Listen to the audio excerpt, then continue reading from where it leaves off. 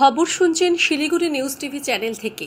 আজ বুধবার 28শে আগস্ট জানাবো আজকের বাছাই করা গুরুত্বপূর্ণ 10টি তাজা খবর। শুরুতেই হেডলাইন। টিএমসিপির সমাবেশের দিনই বাংলা বন্ধের ডাক বিজেপির। বন্ধেও রাজ্য থাকবে সচল, চ্যালেঞ্জ মমতার। ছাত্র আন্দোলনে প্রকৃত কোনো ছাত্রই ছিল না, বিশেষ গোষ্ঠীর ইন্ধনেই দিনভর অশান্তি। নবান্ন অভিযান নিয়ে দাবি পুলিশের। রেশন দুর্নীতি মামলায় ধৃত বাকিবুর রহমান, শঙ্কর আঢ্য, বিশ্বজিৎ দাসকে জামিন দিল ইডি আদালত। যারা লক্ষ্মীর ভাণ্ডার ছাড়তে চান তাদের ফর্ম দিক সরকার। কুণাল।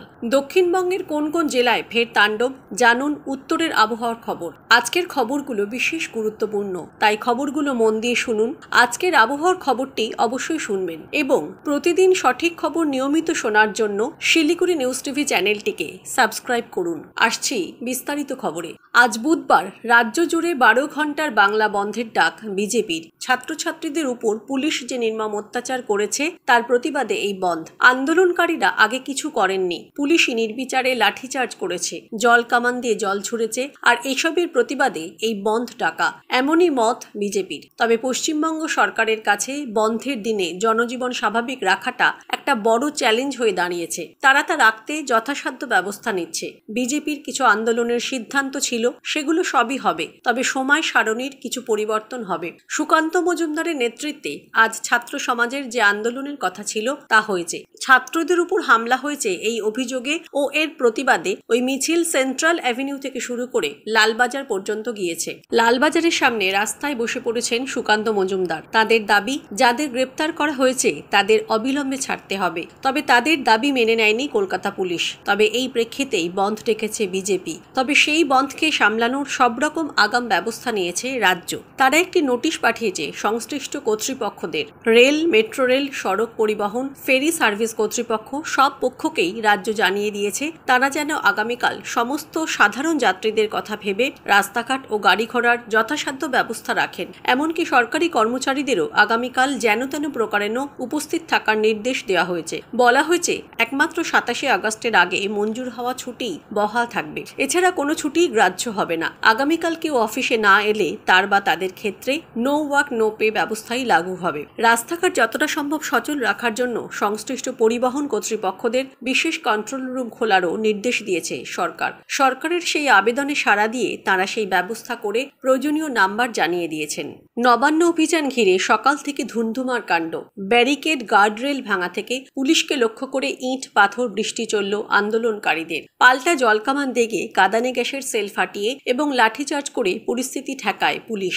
দিনভর এই উত্তপ্ত পরিস্থিতির নেপথ্যে আসলে একটি গোষ্ঠীর ইন্ধন ছিল বলে দাবি করল তারা। মঙ্গলবার দিনভর অশান্তির পর সন্ধ্যায় সাংবাদিক বৈঠক করেন এডিজি দক্ষিণবঙ্গ সুপ্রতিম সরকার। সেখানে তিনি জানান, আজ কলকাতা সহ সর্বত্র পর্যাপ্ত পুলিশ মোতায়েন করা ছিল, ব্যারিকেড করা ছিল জায়গায় জায়গায়, সংরক্ষিত জায়গায় জমায়েত বেআইনি। তাও সুপ্রিম কোর্টের নির্দেশ মতো শান্তিপূর্ণ আন্দোলনে হস্তক্ষেপ করার প্রশ্ন ছিল না। কিন্তু আন্দোলন কতটা শান্তিপূর্ণ হয়েছে তা সকলে দেখেছেন। পুলিশ আধিকারিক জানান, গতকাল সাংবাদিক বৈঠক করে শান্তিপূর্ণ আন্দোলনের কথা বলা হয়েছিল পশ্চিমবঙ্গ ছাত্র সমাজের তরফে, কিন্তু আজ প্ল্যাকার্ড হাতে এসে ব্যারিকেড ঝাঁকানো, গার্ডরেল উল্টে দেওয়া শুরু হয়। বারবার মাইকে ঘোষণা হয় পুলিশের তরফে সকলকে শান্তিপূর্ণ অবস্থান বজায় রাখতে বলা হয়, কিন্তু পুলিশকে লক্ষ্য করেই লাঠি, ইট, পাথর, বোতল বৃষ্টি হয়। সরকারি সম্পত্তি, সাধারণ মানুষের সম্পত্তি ভাঙচুর করা হয়েছে, রক্ত ঝরেছে পুলিশের, জ্বালিয়ে দেওয়া হয়েছে পুলিশের গাড়ি। ছাত্র সমাজের নামে আন্দোলন হলেও আজ নবান্ন অভিযানের নেপথ্যে বিশেষ গোষ্ঠীর স্বার্থ নিহিত ছিল বলেও দাবি করেন এডিজি দক্ষিণবঙ্গ। তার কথায়, ছাত্র সমাজের নামে আন্দোলনের যা চেহারা দেখলাম তাতে আমার মনে হয় না পশ্চিমবঙ্গের প্রকৃত ছাত্ররা এই ভণ্ডামি, অসভ্যতা এবং বিশৃঙ্খলা করতে পারে বলে। আমরা জানি বাংলার ছাত্রছাত্রীরা এমন অসভ্যতা করবেন না। ছাত্র সমাজের নামে নিহিত স্বার্থ চরিতার্থ করতে নেপথ্যে কোনো শক্তির ইন্ধনে আজ এই অশান্তি হলো। আগের দিন থেকে চক্রান্ত ছিল, আমরা তা প্রতিহত করতে পেরেছি। রেশন দুর্নীতি কাণ্ডে ধৃত 3 অভিযুক্ত বাকিবুর রহমান, শঙ্কর আঢ্য এবং বিশ্বজিৎ দাসের জামিনের আবেদন মঞ্জুর হলো। মঙ্গলবার বিশেষ ইডি আদালত 50 লক্ষ টাকার ব্যক্তিগত বন্ডে 3 জনের জামিনের আবেদন মঞ্জুর করেছে। রেশন দুর্নীতি কাণ্ডে গত 13ই অক্টোবর গ্রেপ্তার হয়েছিলেন বাকিবুর। তার আগে তার কলকাতার কৈখালির ফ্ল্যাটে তল্লাশি চালিয়েছিল ইডি। সূত্রে দাবি, অনেক প্রভাবশালীর সঙ্গে যোগাযোগ তৈরি করেছিলেন বাকিবুর। তিনি রাজ্যের রেশন দুর্নীতি দুর্নীতির সঙ্গে জড়িত বলেও দাবি ইডির। বাকিবুড়ির বাড়ি থেকে পাওয়া নথির সূত্র ধরেই গ্রেফতার হয়েছিলেন রাজ্যের প্রাক্তন খাদ্যমন্ত্রী জ্যোতিপ্রিয় মল্লিক। অন্যদিকে রেশন দুর্নীতি মামলায় টানা জিজ্ঞাসাবাদের পর জ্যোতিপ্রিয়ের ঘনিষ্ঠ তৃণমূল নেতা তথা বনগাঁর প্রাক্তন ব্যুরো প্রধান শঙ্কর ওরফে ডাকুকে গত 6ই জানুয়ারি গ্রেফতার করেছিল ইডি। যখন ইডি গ্রেফতার করে তখন রাত প্রায় 12:30। ওই মধ্যরাতেও বাধার মুখে পড়েছিলেন ইডি আধিকারিকেরা। তদন্তকারীদের উদ্দেশ্যে গালিগালাজ করা হয়। সেদিনই শাহজাহান শেখকে গ্রেফতার করতে গিয়ে আক্রান্ত হয়েছিলেন ইডির আধিকারিকরা। সন্দেশখালীর মতো বনগাঁতেও ইডিকে বাধা দেওয়ার চেষ্টা করেন মহিলারা। ব্যবসায়ী বিশ্বজিৎ দাসকে গত 14ই ফেব্রুয়ারি গ্রেফতার করা হয়েছিল। তার বিরুদ্ধে হাওয়ালার মাধ্যমে রেশন দুর্নীতির টাকা বিদেশে পাচারের অভিযোগ রয়েছে। দর্শক, আমরা এই ভিডিওটিতে 2000 লাইক এবং 1000 সাবস্ক্রাইব টার্গেট রেখেছি। আশা রাখছি আপনারা এই টার্গেটটি পূরণ করবেন। আসছি পরবর্তী খবরে। সোমবার এক বালিকার শ্লীলতাহানির অভিযোগে উত্তপ্ত কালিম্পং। ঘটনার প্রতিবাদে ও দোষীদের দ্রুত শাস্তির দাবিতে স্থানীয় থানা ঘেরাও করেন স্থানীয়রা। পুলিশ জানিয়েছে ঘটনার দিন রাতেই অভিযুক্তকে গ্রেপ্তার করা হয়েছে। প্রয়োজনীয় ব্যবস্থা নেওয়া হয়েছে। এই ঘটনায় বিবৃতি দিয়েছেন বিজেপি সাংসদ রাজু বিস্তা। পুলিশ ও প্রশাসনকে অনুরোধ করেছেন মামলাটিকে ফাস্ট ট্র্যাক আদালতে নিয়ে যেতে। পাশাপাশি নির্যাতিতা শিশুটির পরিবারের পাশে সবাই আছে বলে জানিয়েছেন তিনি। পুলিশ ও স্থানীয় সূত্রে জানা গিয়েছে সোমবারে কালিম্পং তিরপাই এলাকার বালিকা চিপস কিনতে স্থানীয় একটি দোকানে যায়। সেই সময় দোকানে ছিলেন মোহাম্মদ ইরফান আজাউদ্দিন নামের এক যুবক। অভিযোগ, শিশুটি দোকানে যেতেই তিনি যৌন নিগ্রহ করেন। আরও অভিযোগ, ওই যুবক দোকান বন্ধ করারও চেষ্টা করেন। তবে শিশুটি কোনো রকমে তার হাত ছাড়িয়ে বেরিয়ে আসে। বাড়িতে গিয়ে গোটা বিষয়টি জানালে থানায় অভিযোগ জানায় বালিকার পরিবার। সেই ভিত্তিতে সোমবার রাতেই মোহাম্মদ ইরফানকে গ্রেপ্তার করে পুলিশ। ওবিসি সার্টিফিকেট মামলায় ফের সময় চাইল রাজ্য। মঙ্গলবার সুপ্রিম কোর্টে বাংলার ওবিসি মামলার শুনানি ছিল। এই মামলায় জবাব দেওয়ার জন্য সুপ্রিম কোর্টে রাজ্যের হয়ে আরও কিছুটা সময় চাইলেন রাজ্য সরকারের আইনজীবী কপিল সিব্বাল। এদিন দেশের প্রধান বিচারপতি DY চন্দ্রচূড়, বিচারপতি JB পারদিওয়ালা ও বিচারপতি মনোজ মিশ্রের বেঞ্চে মামলাটির শুনানি ছিল।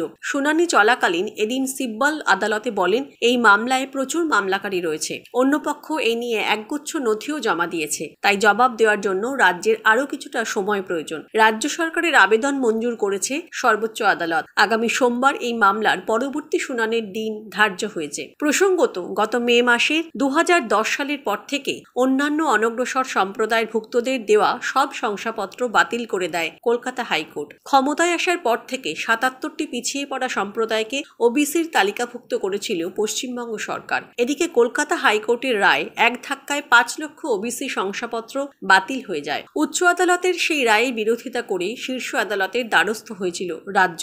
এর আগে গত 5ই আগস্ট এই মামলার শুনানিতেই রাজ্যকে নোটিশ জারি করে সুপ্রিম কোর্ট। সেই সময় ওবিসি তালিকাভুক্ত 77টি সম্প্রদায়ের বিষয় রাজ্যের কাছ থেকে হলফনামা তলব করে শীর্ষ আদালত। কিসের ভিত্তিতে 77টি সম্প্রদায়কে রাজ্য ওবিসি করেছিল তা 7 দিনের মধ্যে জানতে চেয়েছিল আদালত। ওবিসি তালিকাভুক্ত ওই 77টি সম্প্রদায় নিয়ে কি ধরনের সমীক্ষা করা হয়েছিল এই বিষয়ে বিস্তারে জানানোর পাশাপাশি রাজ্যের অনগ্রসর শ্রেণীভুক্ত কমিশনের সঙ্গে এই নিয়ে রাজ্যের কোনো আলোচনা হয়েছিল কিনা তাও লিখিত আকারে হলফনামায় জানাতে হবে বলে নির্দেশ দেওয়া হয়েছিল। পাশাপাশি হাইকোর্টের রায়ের উপর এখনো পর্যন্ত কোনো স্থগিতাদেশ দেয়নি সুপ্রিম কোর্ট। আরজিকর কাণ্ডকে কেন্দ্র করে বিপুল সংখ্যক মানুষের স্বতঃস্ফূর্ত প্রতিবাদ দেখছে বাংলা। তবে শাসক দলের আশঙ্কা, এই প্রতিবাদ ও অসন্তোষকে জিইয়ে রাখতে বাম ও বিজেপির একাংশ তলে তলে নানান উস্কানিও দিচ্ছে। বিশেষ করে মমতা বন্দ্যোপাধ্যায়ের মহিলা জনভিত্তিতে ফাটল ধরাতে লক্ষ্মীর ভাণ্ডার প্রকল্পকে বর্জনের ডাকও সোশ্যাল মিডিয়ায় দিচ্ছেন কেউ কেউ। এহেন পরিস্থিতিতে শুক্রবার দুপুরে টুইট করে তৃণমূলের মুখপাত্র কুণাল ঘোষ বলেছেন, যারা লক্ষ্মীর ভাণ্ডার এবং রাজ্য সরকারের অন্যান্য স্কিমগুলিতে থাকতে চান না তাদের জন্য ফেরত দেওয়ার একটি ফর্ম দিক রাজ্য সরকার। দুয়ারে সরকার শিবিরে ফেরত কাউন্টার থাকুক। কুণাল আরও লিখেছেন, ফেসবুকে প্রকৃত বিপ্লবী না সেজে ফেরত দেওয়া ফর্ম ফিল আপ করুন। আমরাও দোষীদের ফাঁসি চাই, কুরাজনীতি নয়। কুণালের এই পোস্ট নিয়ে প্রতিক্রিয়া জানতে চাইলে সিপিএম নেতা সুজন চক্রবর্তী বলেন, মানুষের ভাবাবেগ যে শাসক দল বুঝতে পারছে না তা এইসব কথাতেই পরিষ্কার। ন্যূনতম স্পর্শকাতরতা দেখাতে পারছে না তৃণমূল। তাছাড়া ফর্ম বিলির যে কথা বলা হয়েছে তাতে সামন্ততান্ত্রিক মানসিকতাও প্রকাশ পাচ্ছে। আবার বিজেপি নেতা সজল ঘোষ এ ব্যাপারে বলেন, এই কথার মধ্যে চরম দম্ভ রয়েছে। লক্ষ্মীর ভাণ্ডারের টাকা তৃণমূল ঘর থেকে দেয় না, তা বাংলার মানুষেরই করের টাকা। যে বাংলার ঘরের মেয়েদের জীবন ও সম্ভ্রম এখন বিপন্ন।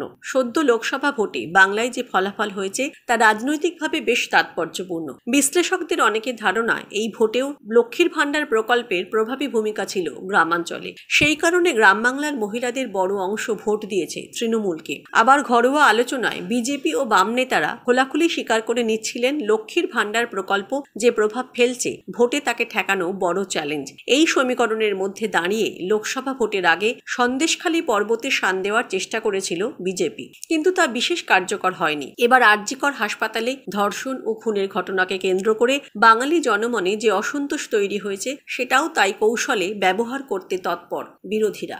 গত কয়েকদিন থেকে তুমুল বৃষ্টিতে ভিজছে বাংলা। গত 48 ঘন্টায় ঝেঁপি বৃষ্টি চলেছে শহর কলকাতা সহ দক্ষিণবঙ্গের বিভিন্ন অংশে। আবহাওয়া দপ্তর জানিয়েছে বুধবার পর্যন্ত বর্ষণ অব্যাহত থাকবে দক্ষিণবঙ্গে। আবহাওয়া দপ্তর জানিয়েছে গাঙ্গেয় পশ্চিমবঙ্গের নিম্নচাপ শক্তি বাড়িয়ে এখন সুস্পষ্ট নিম্নচাপে পরিণত হয়েছে। আবার 29 আগস্ট নাগাদ উত্তর বঙ্গোপসাগরে নতুন করে তৈরি হবে নিম্নচাপ। সব মিলিয়ে বৃষ্টি চলবে। শুক্রবার কমবে বৃষ্টির পরিমাণ। আজ দক্ষিণবঙ্গের অধিকাংশ জেলায় হালকা থেকে মাঝারি বৃষ্টিপাত হবে। কিছু কিছু জায়গায় ভারী বৃষ্টির সম্ভাবনা রয়েছে। বুধবার পশ্চিম বর্ধমান, বীরভূম, পুরুলিয়া, বাঁকুড়া, মালদা, কলকাতা, উত্তর ও দক্ষিণ 24 পরগনা, নদিয়া, মুর্শিদাবাদ, পূর্ব বর্ধমানের কিছু অংশে বৃষ্টির সম্ভাবনা। কলকাতায় বৃষ্টি হতে পারে বুধবারেও। আবহাওয়া দপ্তর জানিয়েছে আগামী 24 ঘন্টা কলকাতা ও সংলগ্ন এলাকার আকাশ মেঘলা থাকতে পারে। হালকা থেকে মাঝারি বৃষ্টি ও বজ্র বিদ্যুতের সম্ভাবনাও রয়েছে। ভারী বৃষ্টির সম্ভাবনা নেই আপাতত। দক্ষিণবঙ্গের পাশাপাশি উত্তরবঙ্গেও বৃষ্টি চলবে। আজ উত্তরের প্রায় সব জেলাতেই হালকা থেকে মাঝারি বৃষ্টি হতে পারে। উত্তরবঙ্গের পার্বত্য এলাকায় অধিক বৃষ্টির সম্ভাবনা। বিক্ষিপ্তভাবে ভারী বৃষ্টি হতে পারে মালদহে। বাকি আর কোথাও আপাতত ভারী বৃষ্টির কোনো সতর্কতা নেই। তাপমাত্রার উল্লেখযোগ্য পরিবর্তন হবে না বলেই জানিয়েছে আবহাওয়া দপ্তর। আজকের খবর এই পর্যন্তই। পরবর্তী খবরগুলো সবার প্রথমে শুনতে শিলিগুড়ি নিউজ টিভি চ্যানেলটিকে সাবস্ক্রাইব করুন। ধন্যবাদ।